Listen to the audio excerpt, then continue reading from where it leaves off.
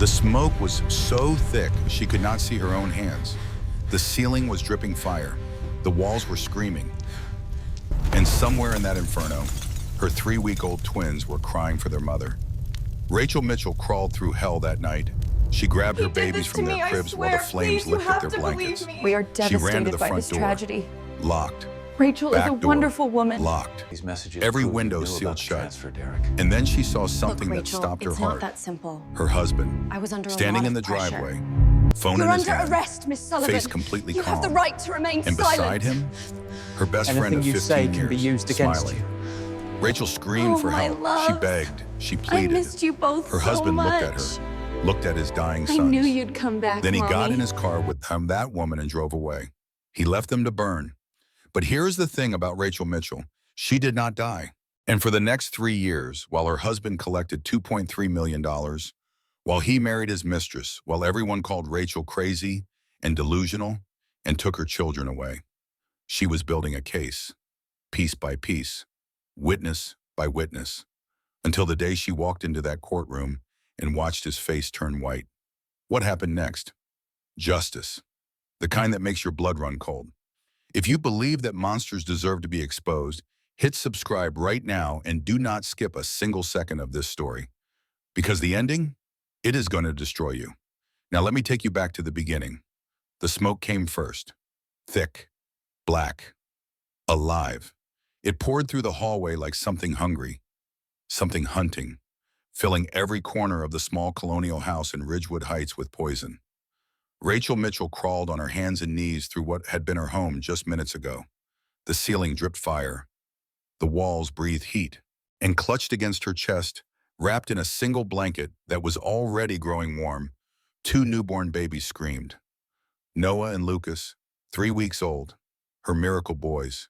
She had waited 8 years for them, 3 miscarriages, 2 rounds of IVF, $17,000 in medical debt that she would be paying off for another decade. And now they were going to die in this hallway because she could not find a way out. Rachel reached the front door. Her burned hands gripped the handle and pulled. Locked. She stumbled to the back door, her lungs filling with smoke, her vision blurring at the edges. She grabbed the deadbolt and twisted. Locked. The kitchen window. She already knew. She had watched her husband seal it shut last week with heavy screws driven deep into the frame. Safety precaution, he had said, for when the babies start walking. He had been sealing her tomb. Through the shattered living room window, broken by the explosion that started this nightmare, Rachel saw something that stopped her heart. Her husband.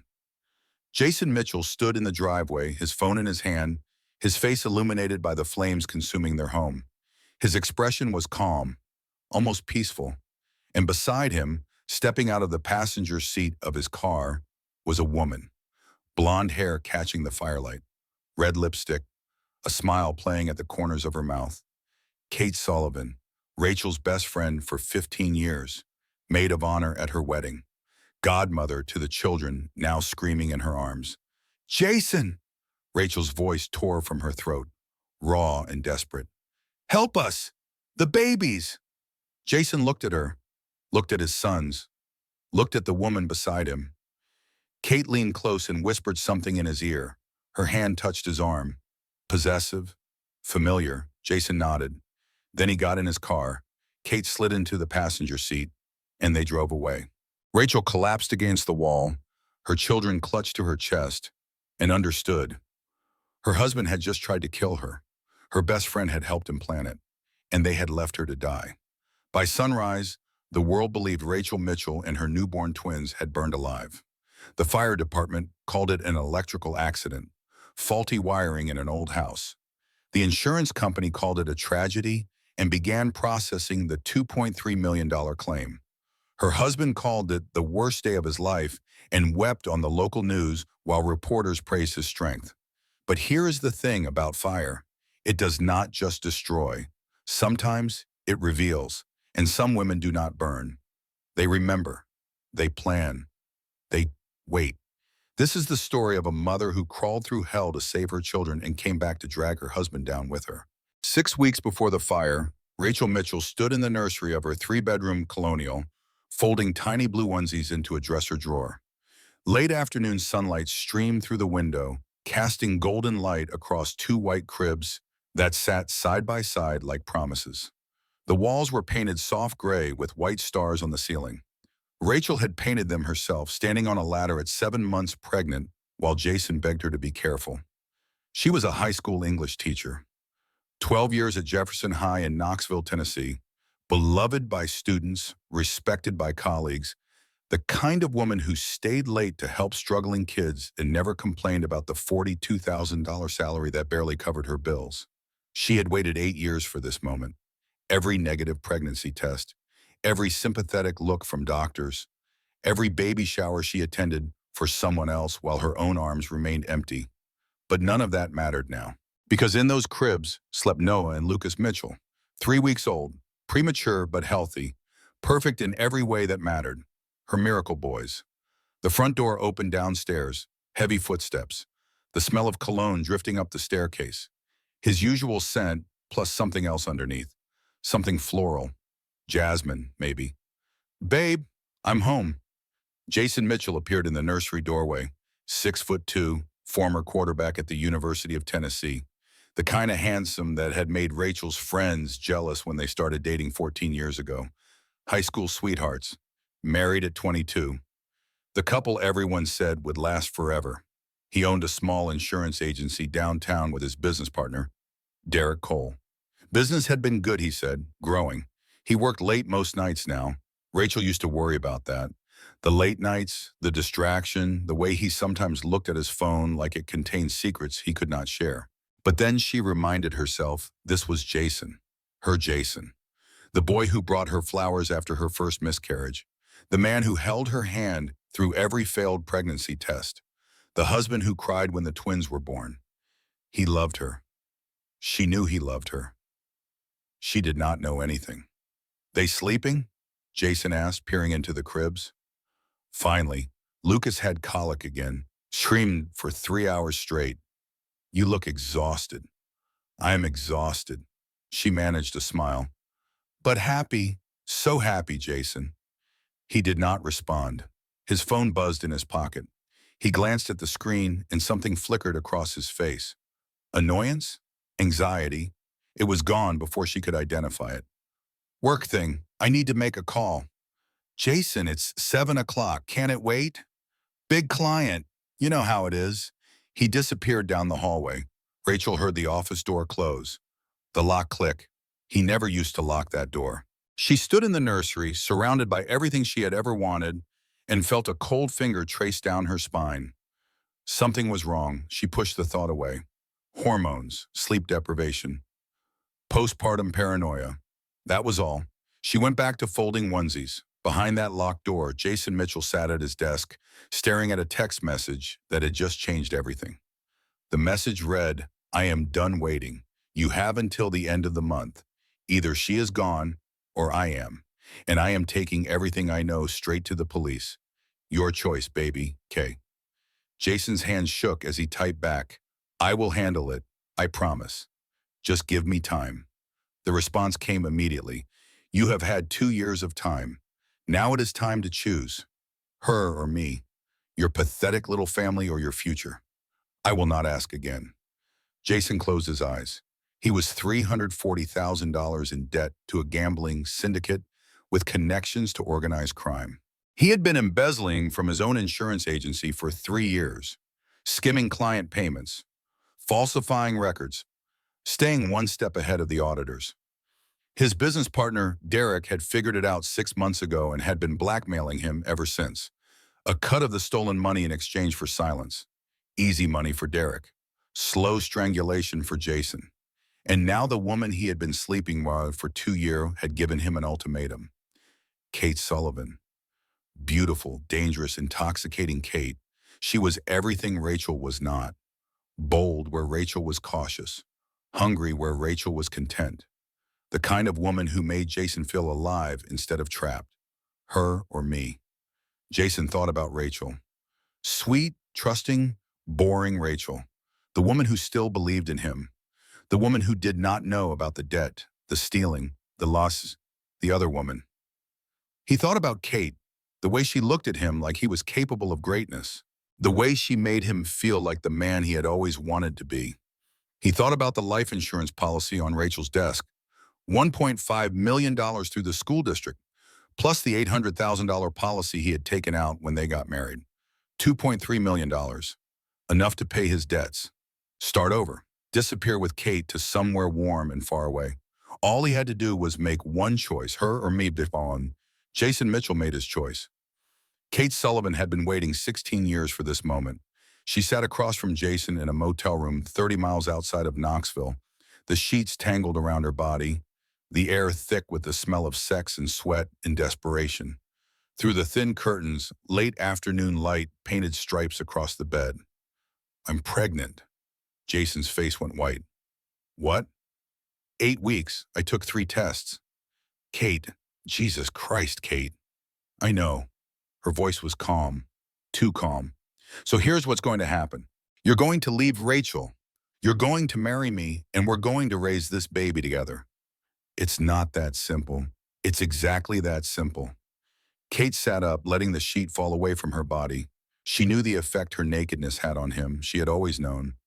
I've been your dirty little secret for 2 years, Jason. I've watched you go home to her every night. I've watched you play the devoted husband, the loving father. And I'm done. The twins were just born. I can't just... You can and you will, unless you want me to tell Rachel everything. About us, about the gambling, about the money you've been stealing from your own company. Jason stared at her. You wouldn't. Try me. Silence stretched between them like a wire pulled too tight. Kate Sullivan was everything Rachel Mitchell was not, and she had spent her entire adult life being reminded of that fact. She had grown up in the same small town as Rachel and Jason, had dated Jason first, actually. Sophomore year of high school, before Rachel transferred in from Nashville. They had been together for 3 months. 3 perfect months where Kate had finally felt like she mattered. Then Rachel arrived, new girl, shy smile, big brown eyes that looked at the world like it was full of wonder instead of disappointment. Jason dropped Kate like yesterday's newspaper. We're just better as friends, he had said. You understand, right? Kate understood. She understood that she was not pretty enough, soft enough, good enough. She spent the next 16 years understanding. She was maid of honor at their wedding, standing beside Rachel in a lavender dress, smiling for the cameras while something inside her curdled into poison. She was named godmother to their children, holding Noah in her arms at the baptism while imagining what it would feel like if he were hers instead. She took a job at Jason's insurance agency 3 years ago after her divorce because he offered and she needed the money, or that was what she told herself. The truth was simpler and uglier. She took the job to be close to him, to remind him what he had given up, to wait for her chance. The office Christmas party 2 years ago had provided it. Too much wine, a slow song, Jason's hand on her lower back. I never stopped thinking about you, he had whispered. You know that, right? Then why did you choose her? Because I was 17 and stupid. Because she was safe and you were He had paused, his breath warm against her ear. You scared me, Kate. You still do. Good. She had kissed him. He had kissed her back. And that was the beginning. There's no money, Jason said now, his voice strained. Even if I left her tomorrow, I'm broke. Worse than broke. I owe people, Kate. Dangerous people. Then get the money. How? I've already taken everything I can from the company. Derek knows. He's been bleeding me dry for months. Kate was quiet for a moment. Then she asked the question she had been waiting to ask for weeks. What about the insurance? What insurance? Rachel's life insurance, through the school. It's $1.5 million, isn't it? Plus whatever you have on her privately. Jason's blood ran cold. What are you saying? Kate met his eyes. No hesitation, no guilt. I'm saying accidents happen. Fires happen, especially to exhausted mothers with newborn babies. She falls asleep with a candle burning. Faulty wiring in an old house. These things are tragic, but they're not suspicious. You're talking about killing my wife. I'm talking about starting our life together, the life we were always supposed to have. Kate moved closer, her hand sliding up his thigh. Don't you want that? Don't you want me?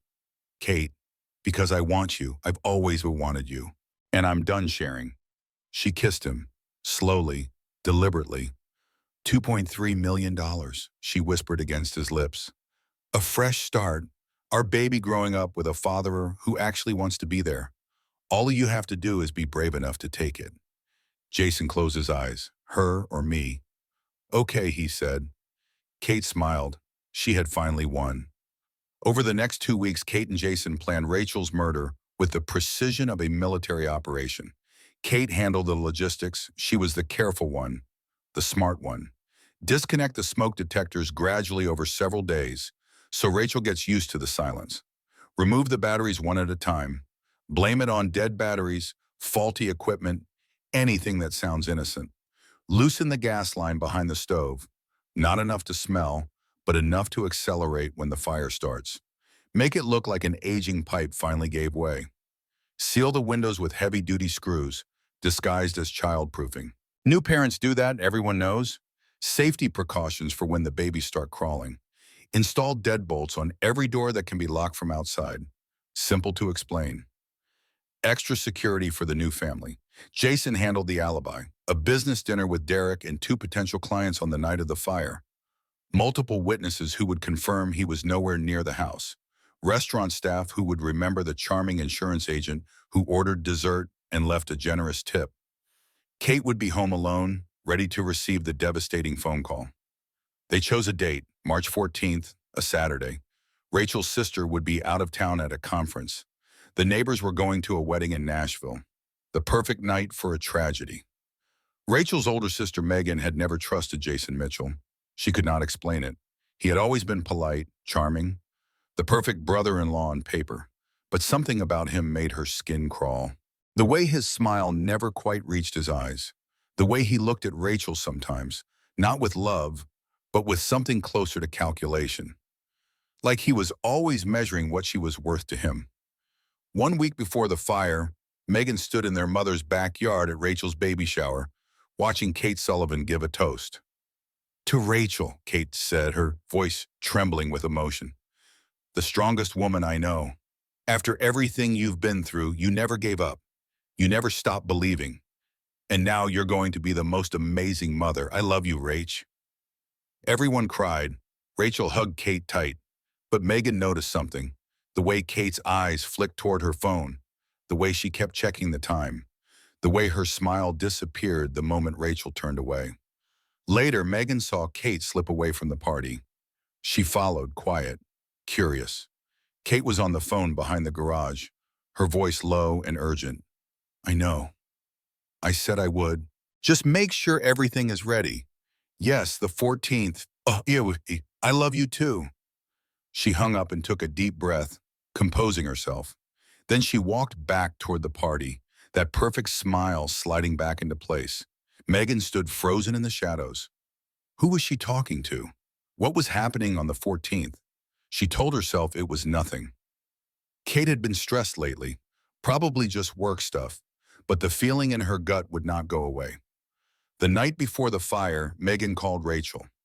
Hey, can we talk? Sure, what's up? Megan hesitated. How do you tell your sister that something feels wrong without sounding crazy? It's probably nothing, but at the shower, I saw Kate acting weird. She was on the phone with someone, talking about the 14th. It just seemed off. Rachel laughed. The 14th is Saturday. She's probably planning something for Jason's birthday next month. You know how she is with surprises. Yeah, probably. Meg, I love you, but you've got to stop looking for problems. Kate has been my best friend for 15 years. She's the godmother of my children.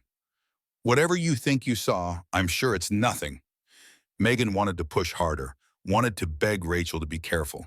Instead, she said, You're right, I'm being paranoid, sorry. It's okay, you're my big sister. Worrying is your job. They said goodnight. Megan hung up and stared at the phone in her hand. Something was wrong. She knew something was wrong. She should call back. She should drive to Rachel's house. She should do something. Instead, she went to bed. She would never forgive herself for that choice. March 14th arrived like any other Saturday. Rachel spent the day caring for the twins, feeding them, changing them, rocking them back to sleep when they fussed. By 6 in the evening, she was exhausted in a way that lived in her bones. She finished the final feeding and settled Noah and Lucas into their cribs. Noah fussed for a moment, his tiny face scrunched with displeasure, but Lucas was already asleep. She stood between them, one hand in each crib, feeling their tiny chests rise and fall. My boys, she thought, my whole world. Jason appeared in the doorway dressed in a suit. I've got that dinner with Derek and the clients. Might run late. On a Saturday? Big deal. Could be a major account. You know how it is. Rachel sighed. Okay, I'll probably be asleep when you get back. Jason crossed the room and kissed her forehead. Lingered for just a moment. She did not see the way his jaw tightened, the way his hands shook slightly at his sides. Then he kissed each baby, his lips barely touching their foreheads. I love you, he said. All of you. He had never meant those words less than he did in this moment. I love you too. He walked out. She heard his car start, pull away, and then she was alone. At 8 in the evening, Jason sat at a corner table in an upscale restaurant downtown with Derek Cole and 2 potential clients. He laughed at their jokes, ordered another round of drinks, played the charming businessman who had nothing on his mind but closing the deal. His phone sat face down on the table. Every few minutes it vibrated. Messages from Kate. Everything is ready. I am at my apartment. Alibi confirmed. Do not chicken out on me. This time tomorrow, we will be free. Jason excused himself to the bathroom, stood over the sink, staring at his reflection in the mirror. You do not have to do this. The thought came unbidden, unwanted. You could walk back out there, tell Derek you are leaving, drive home, hold your wife, watch your son sleep. You could confess everything. The gambling, the debts, the affair.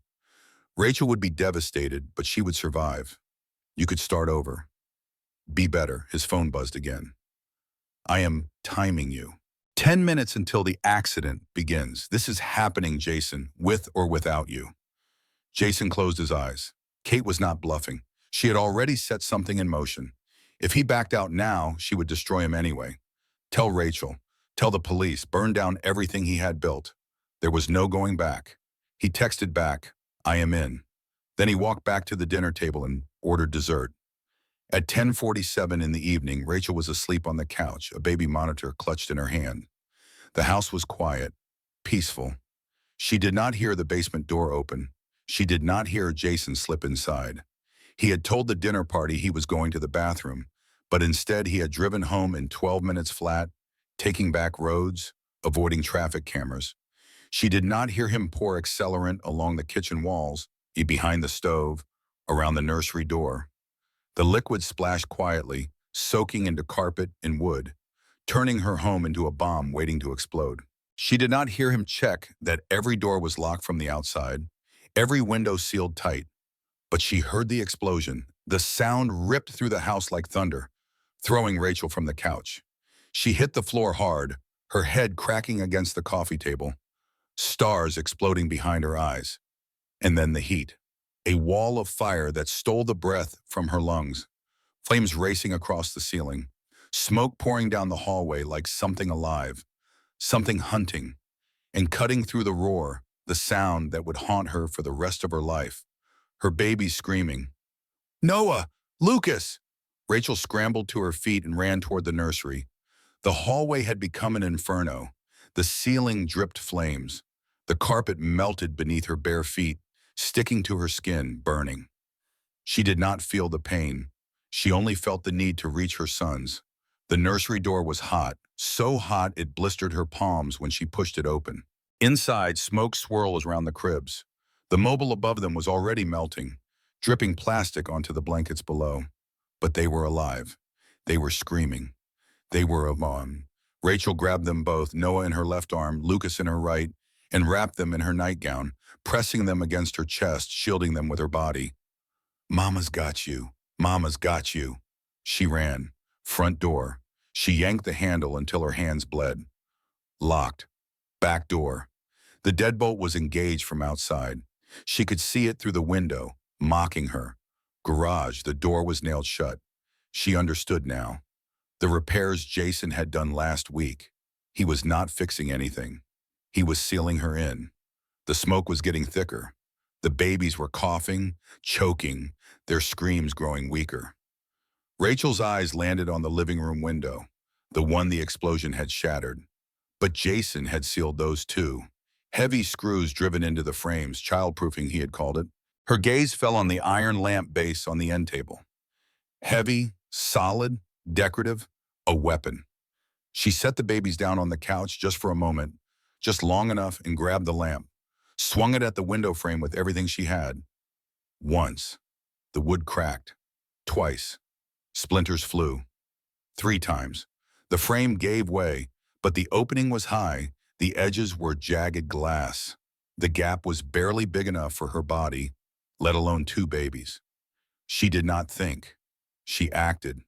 She wrapped Noah in one blanket, Lucas in another, and pushed them through the window first, lowering them onto the grass as gently as she could, with arms that were shaking, burning, failing. Then she climbed through herself. The glass sliced her arms, her legs, her face. She felt her flesh tear, her blood run hot, mixing with sweat and soot. She did not care. She fell onto the lawn, crawled to her babies, gathered them in her arms. They were crying, they were breathing, they were alive. Thank God. Thank God. Thank God. And then she looked up. A car was parked at the end of the driveway. Jason's car. He was standing beside it, phone in hand. He came back for his phone, she realized with sudden horrible clarity. He left it in the house and he came back. And beside him, stepping out of the passenger seat, was a woman. Blonde hair, red lipstick, a face Rachel had known for 15 years. Kate Sullivan. Jason, help us! Jason looked at her. His face was pale, shocked. He did not expect her to get out. Jason, call 911, the babies. Kate grabbed his arm, whispered something in his ear. Her face was calm, calculating. Jason's expression changed, hardened. He took one last look at his wife, his sons, the house burning behind them. Then he got in the car. Kate slid into the passenger seat, and they drove away. Rachel collapsed on the grass, her children clutched to her chest, the fire roaring behind her, and understood everything. Her husband had just tried to murder her. Her best friend had helped him plan it, and they had left her to die. Rachel woke in the burn unit 3 days later. Her arms were wrapped in bandages. Her face was swollen, barely recognizable in the mirror they would not let her see. A tube ran down her throat, and every breath felt like swallowing fire.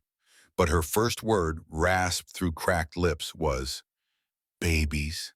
The nurse, a kind-faced woman named Gloria with gentle hands and tired eyes, took her hand. "They're okay, honey. They're in the NICU, but they're stable. Minor smoke inhalation, some irritation to their airways, but they're going to be fine. You saved them. You're a hero." Rachel closed her eyes and wept. For 2 days, she drifted in and out of consciousness. Dreams blurred into nightmares.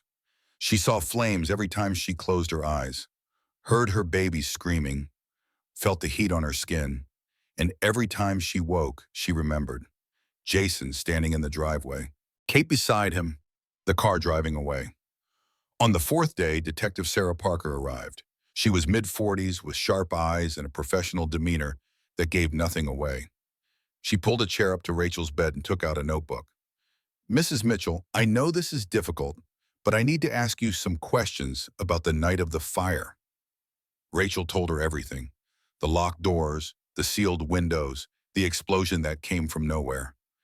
Jason standing in the driveway with Kate.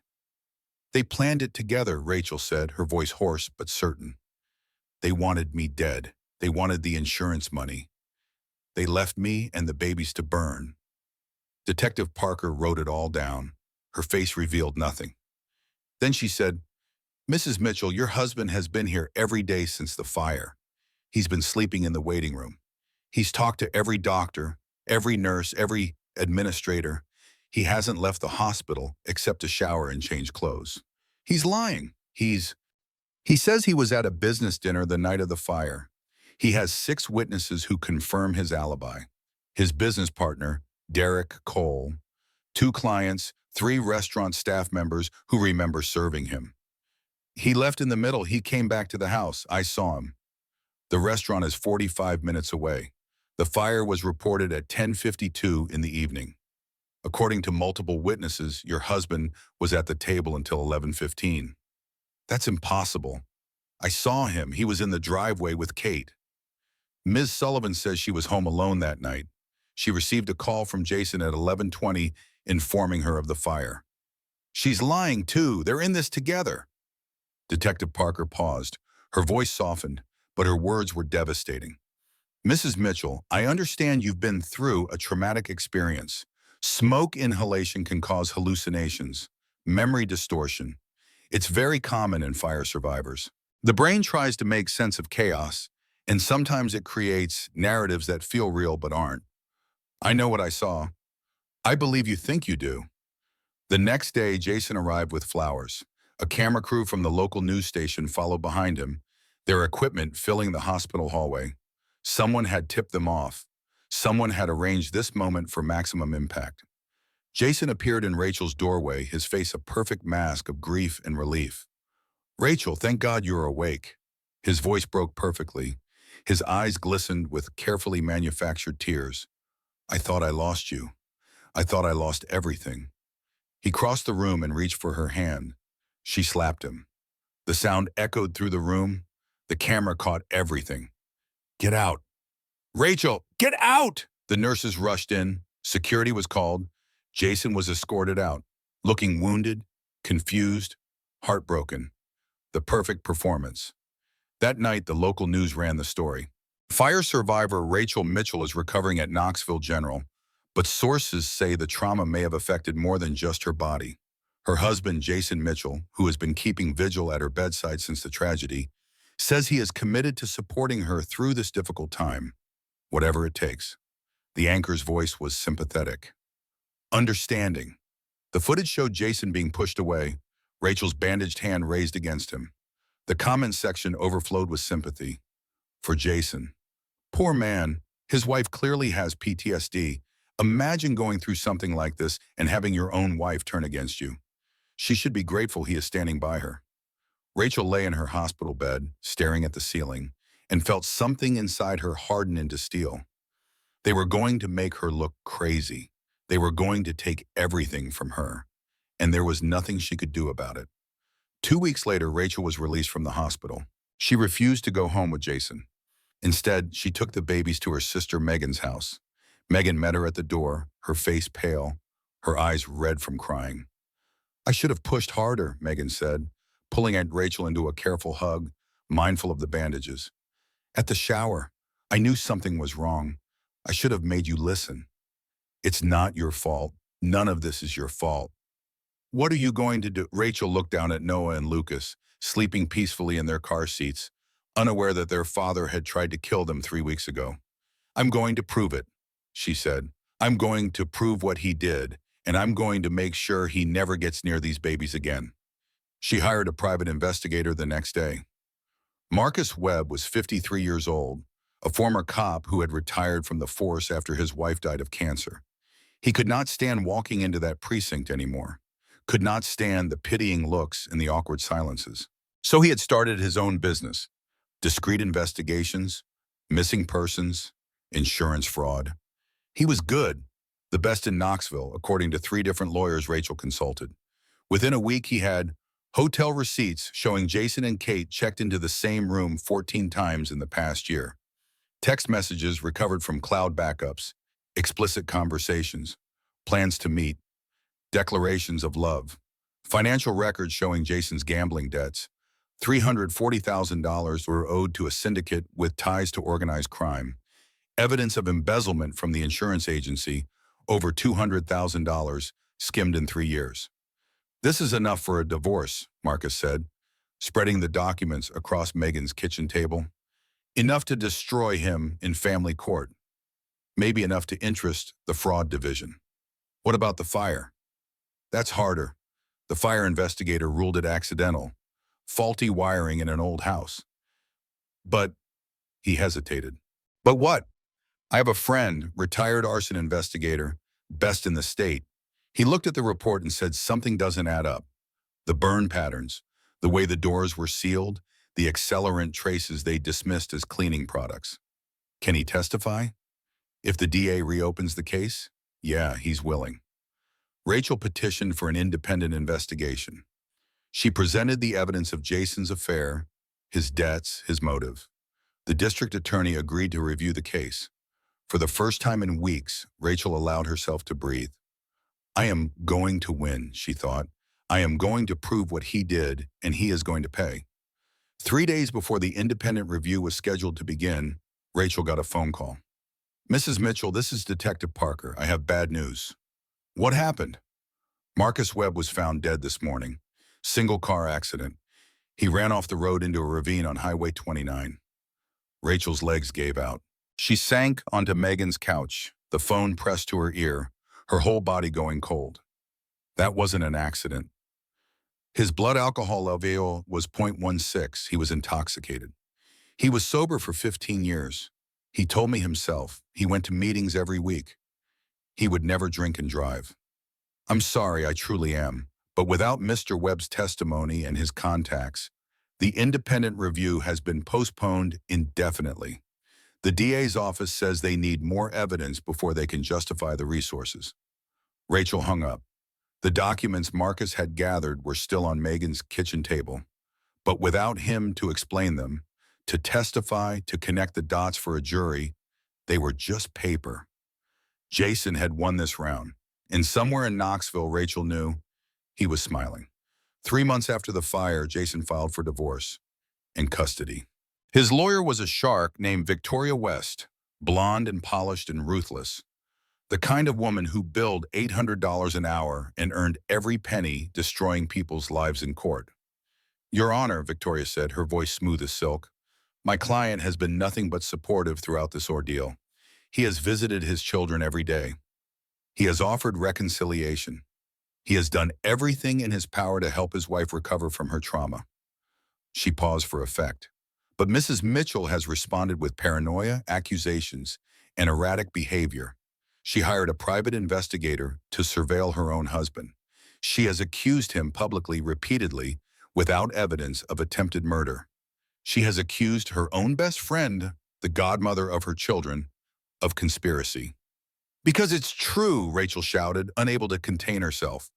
Mrs. Mitchell, please control yourself. Victoria continued, unruffled. We have submitted psychiatric evaluations suggesting Mrs. Mitchell may be suffering from severe post-traumatic stress disorder, possibly complicated by postpartum psychosis. Her delusions have escalated since the fire. She believes her husband and her best friend conspired to kill her, despite overwhelming evidence to the contrary. I'm not delusional. I know what I saw. The judge's expression hardened. Kate Sullivan took the stand next. Modest dress, minimal makeup, voice trembling with rehearsed emotion. I love Rachel, Kate said, dabbing at her eyes with a tissue. She's been my best friend since we were teenagers, and it breaks my heart to see what this trauma has done to her. Can you describe her mental state in the weeks before the fire? She was struggling. The pregnancy was difficult. She was exhausted, overwhelmed. She told me once that she sometimes wished the babies had never been born. Rachel leapt to her feet. I never said that. She's lying. Mrs. Mitchell, sit down or you will be removed from this courtroom. Rachel's lawyer pulled her back into her seat, but the damage was done. The judge's face had already made its decision. Based on the evidence presented, this court finds that Mrs. Mitchell's mental state presents a potential risk to the minor children. Temporary custody is awarded to Mr. Mitchell. Mrs. Mitchell is granted supervised visitation, 2 hours, twice per week, with a court-appointed monitor present. The words washed over Rachel like ice water. Her babies, her miracle boys, the children she had crawled through fire to save. Gone. That night, Rachel sat alone in Megan's guest room, staring at a photograph of Noah and Lucas. They were smiling in the picture, taken at a studio a week after they came home from the hospital. Matching blue outfits, identical expressions of infant contentment. She could not remember the last time she had seen them smile. Her phone buzzed. Unknown number. She should not have answered, but something made her press the button, lift the phone to her ear. Silence. Then a voice. You should have died in that fire. Kate. But don't worry, you'll get another chance. Stop fighting, Rachel. Accept your loss, or watch everyone you love burn next." The line went dead. Rachel sat frozen, the phone still pressed to her ear, her heart pounding so hard she could feel it in her throat. She did not sleep that night. She did not eat. She did not know how to keep fighting when everything had been taken. 6 months later, Rachel had completed every requirement the court demanded: psychiatric evaluation, weekly therapy sessions, parenting classes, anger management workshops. She had jumped through every hoop, accepted every humiliation, done everything they asked, and she had found a witness. Her name was Denise Cooper. She was a nurse who had worked the night shift at the hospital where Rachel recovered. She had been carrying a secret for 6 months. "I saw your husband," Denise told Rachel, her hands shaking around a coffee cup in a diner far outside of town. "In the parking garage 2 days after the fire. He was on the phone and he was furious." "What did he say?" "He said the bitch was supposed to die. Now she's telling everyone I did it. You need to fix this, Kate. You need to make her look crazy before she destroys everything." Rachel's heart stopped. "You heard him say that?" "Every word. I wrote down the date and time. I even took a picture of his car because something felt wrong." "Why didn't you come forward before?" Denise looked down at her coffee. "Because 3 days later, someone broke into my apartment. They didn't take anything, just left a note on my pillow that said, 'Keep your mouth shut.' I have a 17-year-old daughter. I was terrified." "What changed?" "I saw those babies on the news at some charity event with your husband and that blonde woman. And I thought, those could be my daughter. Those could be my grandchildren someday." Denise met Rachel's eyes. "What kind of person would I be if I stayed quiet?" Rachel's lawyer filed a motion to introduce Denise as a witness. Combined with the affair evidence and the financial records, it could be enough to reopen the criminal investigation. The hearing was set for 3 weeks out. For the first time in 6 months, Rachel felt hope. 1 week before the hearing, Denise Cooper vanished. Her car was found at the Knoxville airport. Her passport was missing. A handwritten note written under duress, according to the handwriting expert Rachel hired, was found in her apartment. "I am sorry. I cannot do this. I need to start over somewhere no one knows me. Please do not look for me." The police ruled it a voluntary disappearance. Case closed. Rachel stood in Denise's empty apartment, looking at the bare walls, the stripped bed, the note that was clearly forced. Another witness. Another person who tried to help her. Gone. The next 72 hours destroyed what was left of Rachel's hope. First, the custody hearing proceeded without Denise. Jason's lawyer eviscerated Rachel's pattern of paranoid accusations. Custody remained with Jason. Rachel's visitation was reduced to once per week. Second, Megan was in a car accident. Her brakes failed on a highway overpass. She survived, but barely. 6 broken ribs, collapsed lung, traumatic brain injury that would take months of rehabilitation. The accident report said brake failure, mechanical malfunction. Rachel knew better. Third, she returned to Megan's house to find the front door unlocked.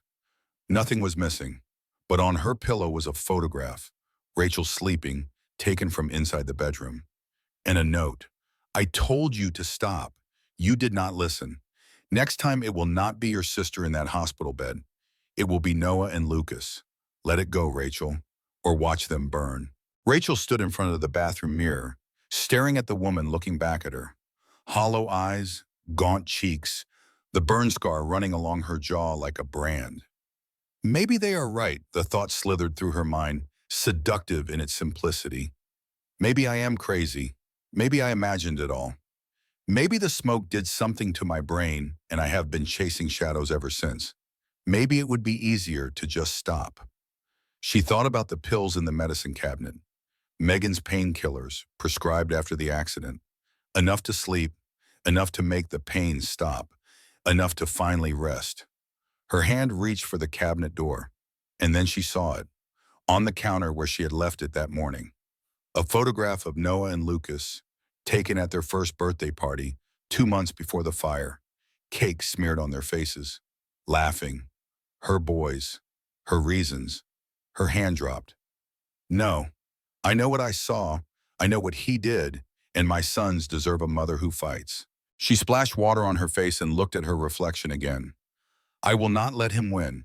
I will not let them erase me. I will find another way. And when I do, Jason Mitchell will wish he had finished the job. Derek Cole had been watching from the shadows for months. He was Jason's business partner. Had been for 8 years. They had built the insurance agency together back when Jason was still pretending to be a good man. Derek had figured out the embezzlement 18 months ago. At first, he had blackmailed Jason. A cut of the stolen money in exchange for silence. Easy money. No risk.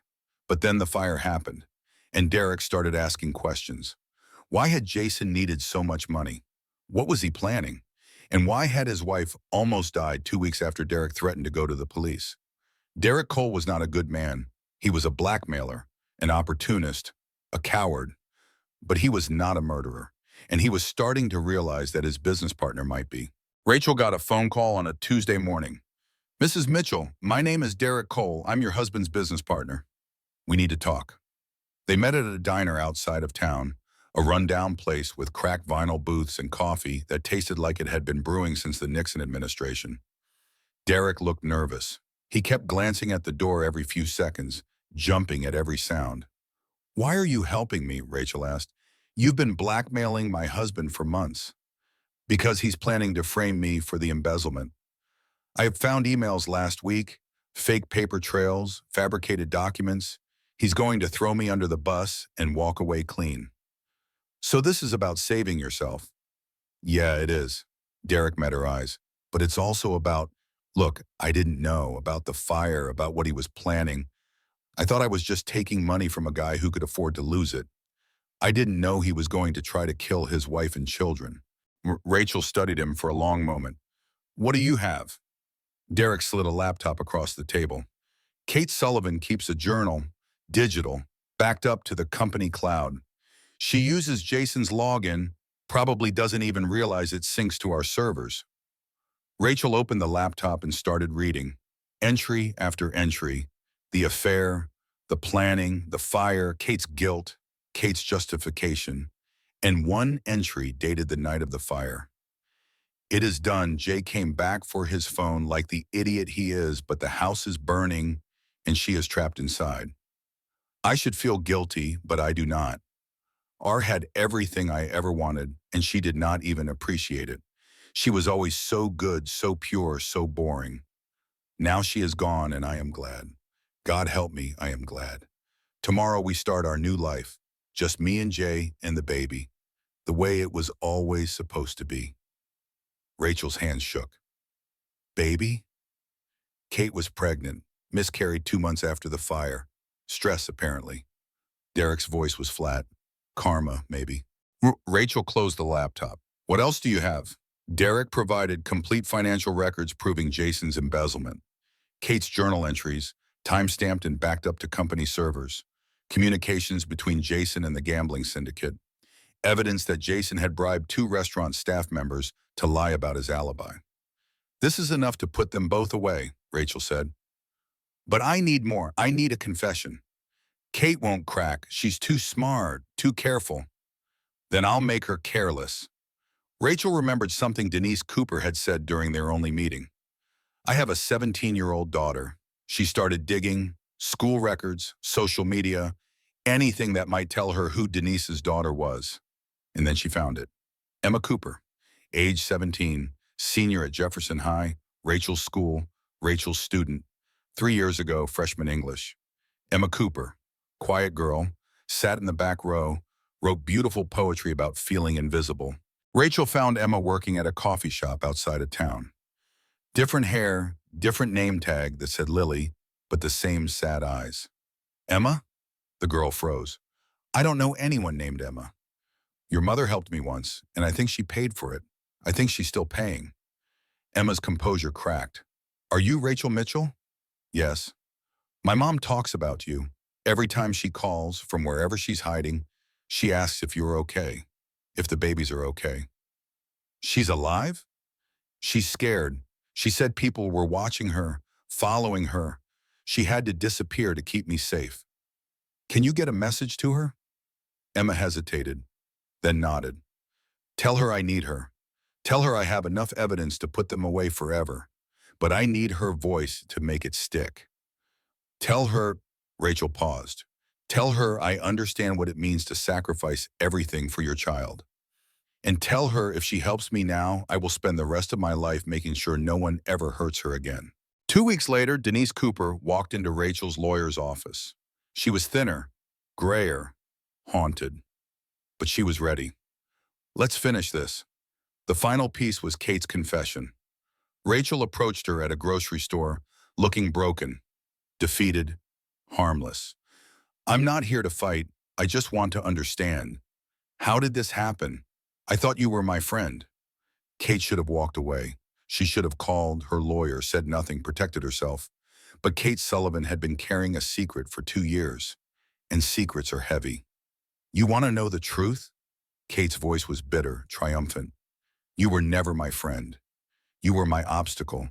You had everything I wanted, the husband, the house, the life, and you didn't even appreciate it. So you decided to take it. I decided to take what should have been mine from the beginning. Jason and I were together first. Did you know that? Before you transferred in with your shy smile and your big eyes and your, oh, I am so innocent routine, he was mine. And then you showed up and he dropped me like I was nothing. So you waited 16 years for revenge? I waited 16 years for my turn. Kate stepped closer, her voice dropping to a hiss. And when you got pregnant, when you finally had everything and I still had nothing, I knew it was time. The fire was your idea. Kate's smile was cold. The fire was my masterpiece. I planned every detail, the accelerant, the sealed windows, the alibi. Jason just did what I told him, like always. You would have killed 2 babies to get what you wanted. Collateral damage, Kate shrugged. But you had to go and survive. You had to be a hero. You had to ruin everything. I had to save my children. Your children. Your perfect life. Your miracle boys. Kate's face twisted with hatred. I was pregnant too, you know. But I lost it. The stress, the doctor said. The guilt, more likely. I lost the one thing that was supposed to make everything worth it. She leaned in close. So I'm going to take everything from you, Rachel. Your babies, your reputation, your sanity. I'm going to watch you lose it all, piece by piece, until you're as empty as I am. And then I'm going to smile. Rachel did not flinch. Thank you, Kate. That's all I needed to hear. She reached into her purse and pulled out her phone. Recording. Kate's face went white. I survived a fire. I survived losing my children. I survived being called crazy by everyone who was supposed to protect me. Rachel's voice was steady. Did you really think I'd confront you without a backup plan? Kate lunged for the phone. Rachel sidestepped. 2 men in suits, private security hired by Derek, stepped out from behind a display of canned goods. Kate Sullivan, this recording will be turned over to the district attorney's office within the hour, along with your journal entries, the financial records, and the testimony of 2 witnesses who are very eager to see you in prison. Kate screamed, cursed, threatened. Rachel walked away. She did not look back. The arrests happened simultaneously, coordinated by the district attorney's office to prevent any chance of flight or witness tampering. Jason Mitchell was arrested at his office in front of his employees. He was in the middle of a client meeting when the police walked in. 4 officers in uniform, 2 detectives in suits. The handcuffs clicked around his wrists as 50 people watched. Jason Mitchell, you are under arrest for attempted murder, arson, insurance fraud, conspiracy to commit murder, and witness tampering. You have the right to remain silent. Anything you say can and will be used against you in a court of law. His face went gray. His carefully constructed life crumbled in real time. There's been a mistake, he said. Call my lawyer, call Victoria West. Your lawyer has already been notified, the detective said, but I don't think she's going to be much help. They led him out through the front door, past the reception desk, past the employees he had worked beside for years. Some looked away, others stared. One woman, a secretary named Janet, who had always brought donuts on Fridays, spat at his feet. Kate Sullivan was arrested at St. Michael's Church. She was walking down the aisle in a white wedding dress, 200 guests watching, about to marry a wealthy real estate developer named Bradley Hamilton, who had no idea about her past. The doors burst open.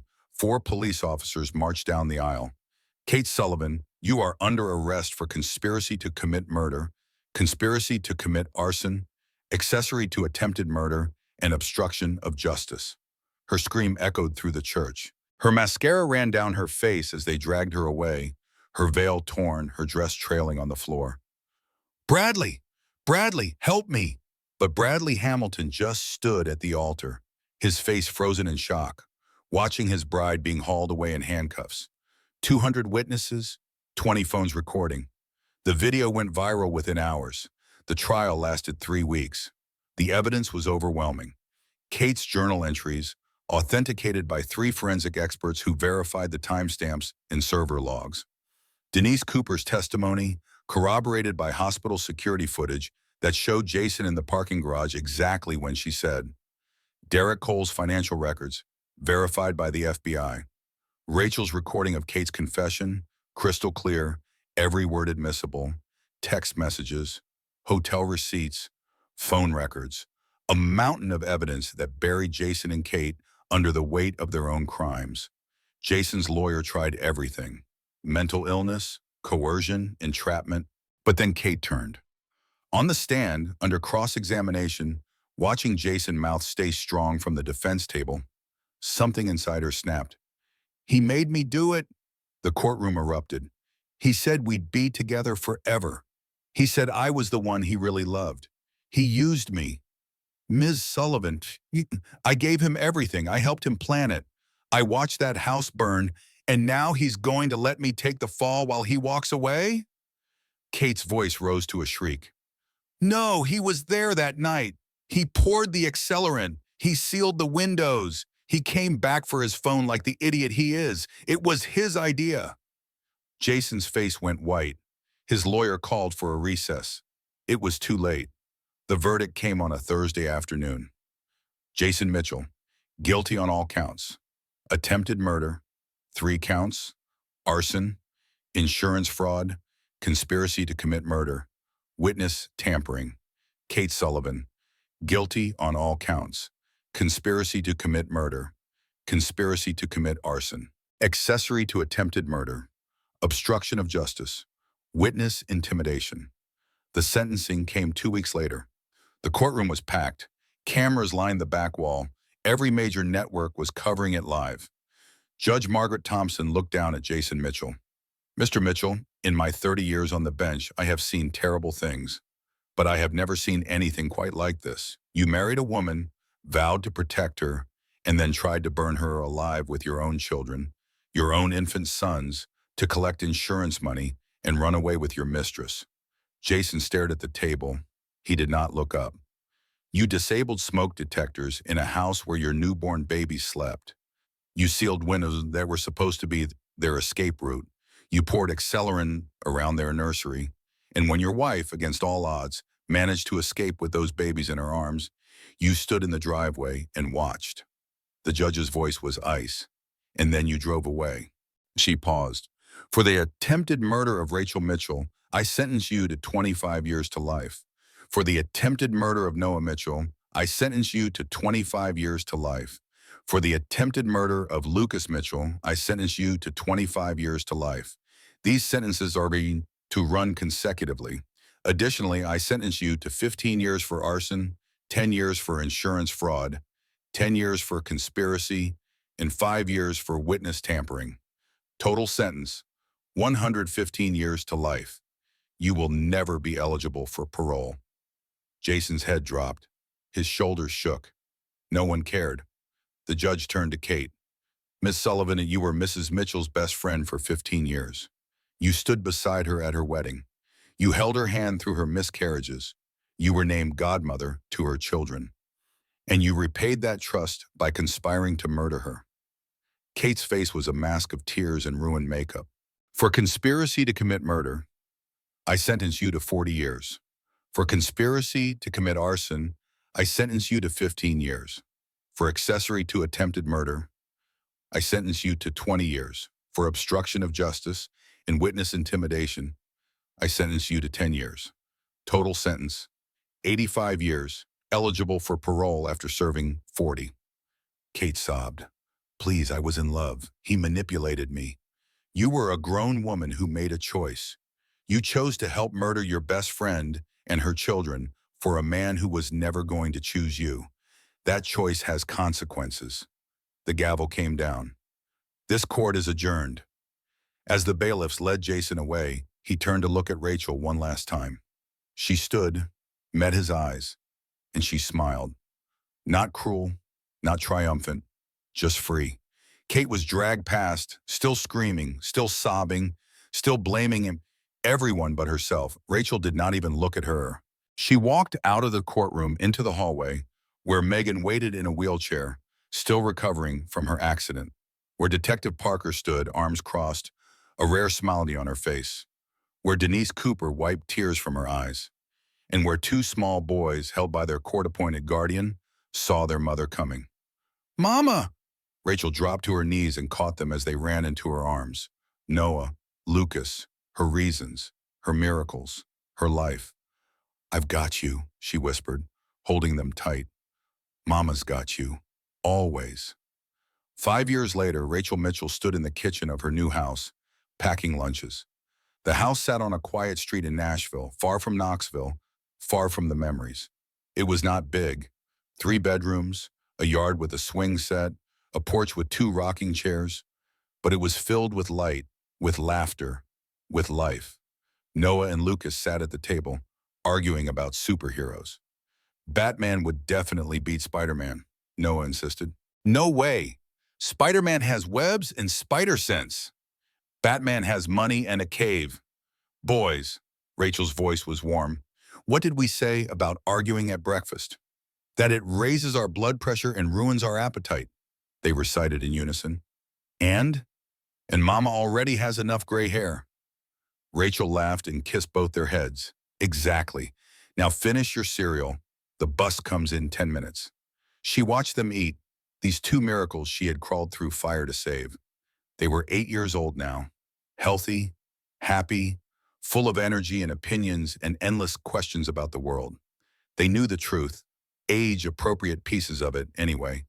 They knew their father had done something terrible. They knew he was in prison and would never get out. They knew their mother had saved their lives. They did not know the details. They did not need to. Someday, when they were older, Rachel would tell them everything. But for now, they just needed to know they were safe and loved and wanted. After the trial, Rachel had used part of the insurance settlement, money recovered from Jason's fraud, to start a nonprofit. She called it Rising from Ashes. The organization provided legal aid, emergency housing, and trauma counseling for survivors of domestic violence and attempted murder. In 5 years, they had helped over 2,000 women escape dangerous situations. Rachel spoke at conferences, testified before Congress, appeared on talk shows, not for fame. She hated the spotlight. Every interview felt like ripping open old wounds, but she did it anyway. Because every interview might reach one woman who needed to hear that survival was possible. One woman who was being told she was crazy, that no one would believe her, that she should just accept her fate. Rachel knew what it felt like to be that woman. And she refused to let anyone else face it alone. Her face was still scarred. Her arms still bore the marks of that window, white lines crisscrossing her skin like a map of everything she had survived. She did not hide them anymore. They were proof, she told people. Proof that fire does not always destroy. Sometimes it transforms. Megan survived the accident, full recovery, though it took 2 years of physical therapy. She lived 30 minutes away now, close enough to visit, far enough to give Rachel space. They were closer than ever, bound by something deeper than blood. Megan had never stopped blaming herself for that night before the fire, for not pushing harder, for not driving to Rachel's house and refusing to leave. You couldn't have known, Rachel told her over and over. I could have tried harder. And they would have killed you too. Then who would have been there for me? Who would have taken me in when I had nowhere else to go? Who would have helped me fight?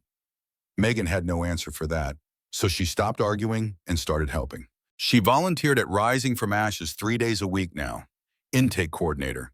The first friendly-faced survivor saw when they walked through the door. "Mama?" Lucas looked up from his cereal, milk dripping from his chin. "Are we still going to Aunt Megan's this weekend?" "Yep, she's making her famous chocolate chip pancakes."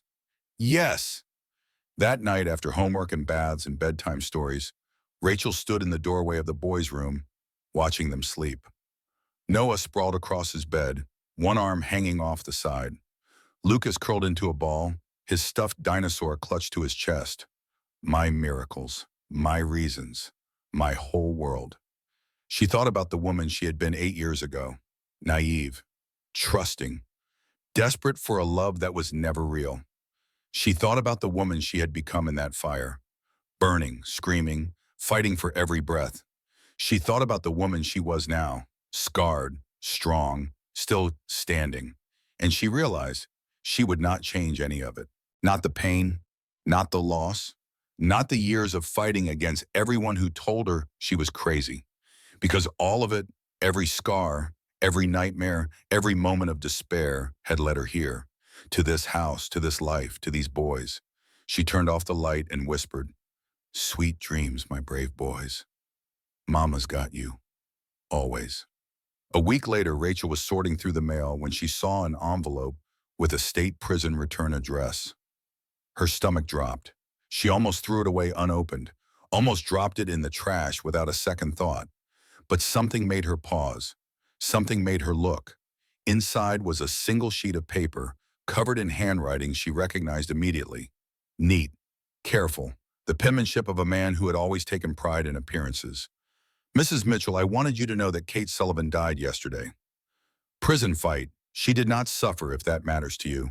I do not know if it does. I am writing because I have had 8 years to think about what I did. 8 years to understand what I destroyed. I do not expect forgiveness. I do not deserve it. But I wanted you to know you won. Not just the trial, everything. You have the boys. You have your life. You have your freedom. And I have nothing but time and regret. I will die in here. I know that. And part of me thinks that is not enough. It could never be enough for what I did. But I wanted you to hear me say it. I am sorry. Not because it changes anything. Just because it is true." Jason Mitchell. Rachel read the letter twice, then she folded it carefully, walked to the fireplace, and dropped it into the flames. She watched it burn. The paper curled and blackened. The words disappeared into ash. She felt nothing. No satisfaction. No closure. No relief. Just emptiness where the anger used to be. Kate was dead. Jason was rotting in a cell. And Rachel was here. Alive. Free. Raising her boys in a house full of light. Later, she sat on the porch with a cup of tea, watching the sunset paint the sky in shades of orange and gold. Megan's car pulled into the driveway. The boys ran out to meet their aunt, shrieking with excitement about the sleepover they had been promised. Megan caught Rachel's eye across the yard, raised an eyebrow. "You okay?" Rachel nodded. "Yeah, I'm okay." Megan loaded the boys into her car, more shrieking, promises of ice cream, a shouted, "Love you, Mama," from both boys. And then they were gone, and the house was quiet. Rachel sipped her tea and watched the last light fade from the sky. She thought about everything she had lost, her innocence, her trust, her belief that the world was fundamentally fair. She thought about everything she had gained, strength, purpose, a community of survivors who looked to her for hope. She thought about that night in the fire, crawling through hell with her babies in her arms, praying to a God she was not sure existed.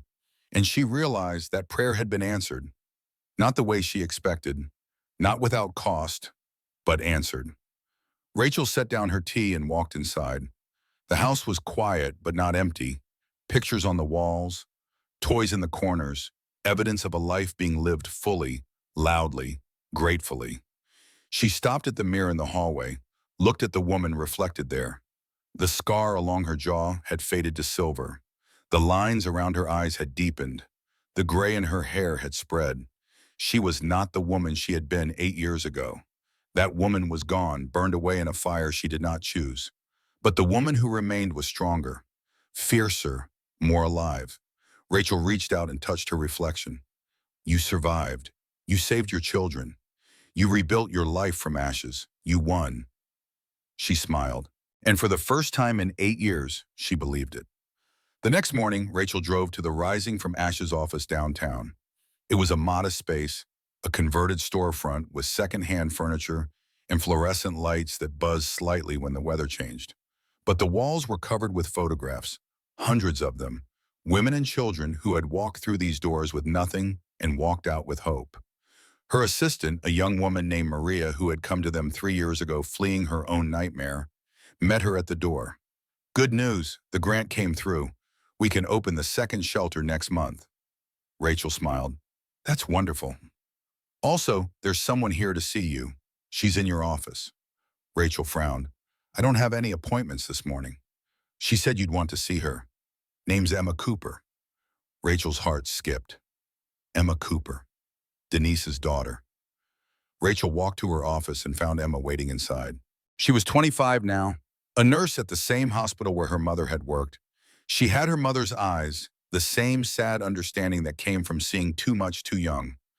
Emma, is everything okay? Is your mother? She's fine. She's actually why I'm here. Emma pulled an envelope from her purse. She wanted me to give you this, in person. Rachel took the envelope and opened it. Inside was a letter and a check. The letter read, Dear Rachel, I have been following your work for years. The foundation, the advocacy, the lives you have saved. I want you to know that you are the reason I survived. Not just the fire, the aftermath, the years of hiding, the fear. When I came forward, I was terrified. I thought I was throwing away everything to help a stranger. But you were never a stranger. You were a mother fighting for her children. And that is something I understood. I am doing well now. I moved to Oregon. I got remarried. I have a good life, thanks in large part to you. The check is from my husband's family. They heard about Rising from Ashes and wanted to help. I hope it makes a difference. You already made one. With love and gratitude, Denise Rachel looked at the check. $500,000, enough to open 3 more shelters, help hundreds more women, save countless more lives. Her hands shook. She wants you to know, Emma said softly, that she never regretted it. Testifying, losing everything. She said the only thing she would have regretted was staying silent. Rachel wiped her eyes. Tell her thank you. Tell her this is going to change lives. I will. Emma stood to leave, then paused at the door. Mrs. Mitchell, can I ask you something? Of course. How did you do it? How did you keep fighting when everyone told you to stop? Rachel thought about the question, really thought about it. I looked at my boys, she said finally, and I asked myself, what kind of mother would I be if I gave up? What would I be teaching them? That the world is full of monsters and there's nothing we can do? That justice is just a word and power always wins? She shook her head. I couldn't accept that, so I didn't. I kept fighting even when I didn't think I could, even when I wanted to quit, even when everyone around me said it was hopeless. She met Emma's eyes. And it turns out it wasn't hopeless. It was hard. It was brutal. It nearly destroyed me. But it wasn't hopeless. And that's what I want every woman who walks through that door to know. You are not hopeless. You are not helpless. You are not alone. Emma nodded slowly. Thank you, Mrs. Mitchell. Rachel, please. Thank you, Rachel. She left. Rachel sat alone in her office, holding the check, thinking about everything that had led to this moment. 8 years ago, she had been a woman with a burning house and 2 screaming babies, and a husband who wanted her dead. Now she was something else entirely. A survivor, a fighter, a force of nature. That evening, Rachel stood on the stage of a community center in Nashville, addressing a room full of donors, volunteers, and survivors. 8 years ago, she said, I woke up in a burning house. My husband had tried to kill me. My best friend had helped him plan it. And for a long time, everyone around me said I was crazy, that I had imagined it, that I should just accept what happened and move on. She paused. I didn't accept it. I couldn't, because I had 2 babies who needed me, 2 little boys who deserved a mother who would fight for them. And so I fought, even when I lost, even when every door closed in my face, even when I was alone in a dark bathroom, wondering if it would be easier to just stop. Her voice cracked, but she kept going. I'm here today because I didn't stop, Because someone helped me when I needed it most. Because a nurse risked everything to tell the truth. Because a former partner grew a conscience. Because my sister never stopped believing in me. She looked out at the audience. Rising from ashes exists because I know what it feels like to be erased. To be called crazy. To be told that your truth doesn't matter. And I refuse to let any other woman feel that way. She held up the check. Today, thanks to an incredibly generous donation, we are able to announce the opening of 3 new shelters across the state. 3 more places where women and children can find safety. 3 more doors that will never be locked against them. The room erupted in applause. Rachel waited for it to fade. But I want to say something else, something I don't say enough. The room went quiet. Thank you to everyone who has supported this work, to everyone who has donated, volunteered, spread the word, to everyone who has looked at a survivor and said, I believe you. Her eyes found the survivors in the audience, the women with haunted eyes and cautious smiles, the women who had walked through their own fires and lived to tell about it, and to every woman out there who is still fighting, who is still hiding, who is still being told that she is crazy, that no one will believe her, that she should just accept her fate. Rachel's voice rang through the room. I see you, I believe you, and you are not alone. Later that night, Rachel tucked the boys into bed. Mama, Noah asked, why do you always say that we're not alone? Rachel sat on the edge of his bed. Because when I was going through the hardest time of my life, I felt very alone. I felt like no one believed me, like no one could help me. And it was the scariest feeling in the world. But Aunt Megan helped you. She did, and so did other people. People I didn't even know at first. They helped me when I needed it most. So now you help other people? Exactly, because no one should have to feel as alone as I did. And if I can make even one person feel less scared, less hopeless, less alone, then everything I went through was worth it. Noah was quiet for a moment. I'm glad you didn't give up, Mama. Me too, baby. Me too. She kissed his forehead. Now go to sleep. Big day tomorrow. Love you, Mama. Love you too, more than the whole sky. Rachel walked to the window and looked out at the night. Stars scattered across the darkness like promises.